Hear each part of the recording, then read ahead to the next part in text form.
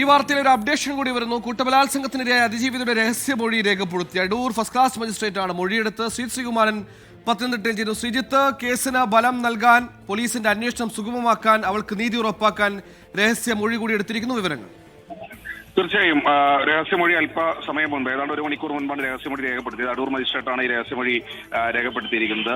നിലവിൽ അല്പസമയം മുൻപ് അജിത ബീഗം DIGയുമായി ഞാൻ സംസാരിച്ചപ്പോൾ അവർ പറഞ്ഞത് 59 പ്രതികൾ എന്നതിൽ നിന്ന് ഒരുപക്ഷെ ഒരാൾ കൂടി കൂടിയേക്കാമെന്നാണ്. നിലവിൽ 58 എന്നായിരുന്നു പോലീസിന്റെ ഒരു കണക്കുണ്ടായിരുന്നത്. പെൺകുട്ടിയുടെ പുതിയ മൊഴി അനുസരിച്ച് 59 പ്രതികളെ തിരിച്ചറിഞ്ഞിട്ടുണ്ട്.